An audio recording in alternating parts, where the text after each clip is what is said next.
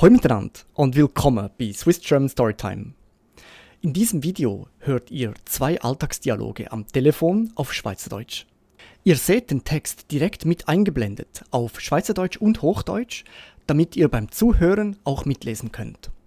Ich empfehle euch aber, wenn es geht, einmal einen Durchgang zu machen, wo ihr den Text nicht mitlest, um euer Hörverständnis so ein bisschen zu trainieren. Los geht's mit dem ersten Dialog. Eine Person ruft bei einer Physiotherapie an, um einen Termin zu vereinbaren.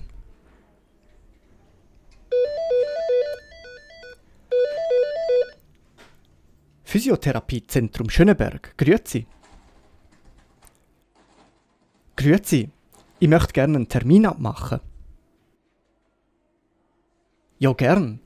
Darf ich kurz fragen, um was genau geht? Ja, ich habe Probleme mit dem Rücken und brauche Physiotherapie. Okay, alles klar. Ist das erstmal bei uns? Ja, genau. Gut, wann hätten Sie denn Zeit? Am liebsten diese Woche, wenn es geht.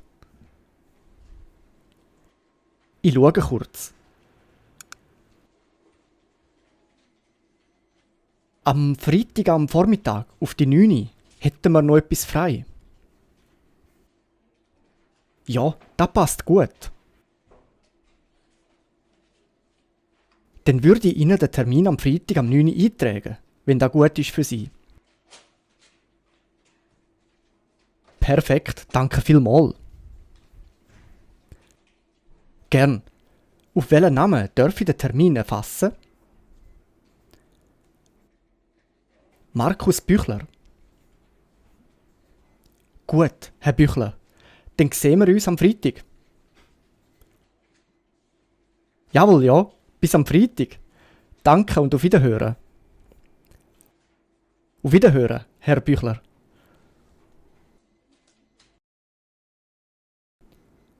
Eine Person ruft beim Coiffeur an, um einen Termin fürs Haareschneiden zu machen. Coiffeurstudio Marmi, grüezi. Hoi Andrea, da ist der Michael. Ja, Sali Michael, wie geht's? Ja gut, danke. Ich würde gerne einen Termin abmachen fürs Haarschneiden. Ja gern.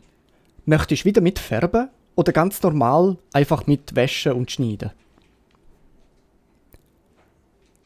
Nein, ganz normal langet. Gut, wenn würd's dir am besten passen? Ich könnte ab morgen bis am Freitag. Am Nachmittag passt's einmal gut. Ich habe noch frei.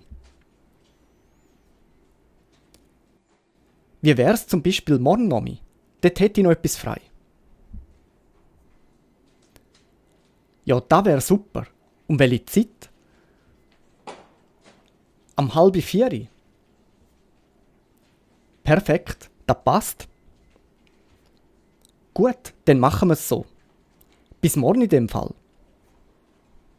Ja, bis morgen. Danke vielmals. Gern. Ciao, Michael. Ciao, Andrea. Tschüss.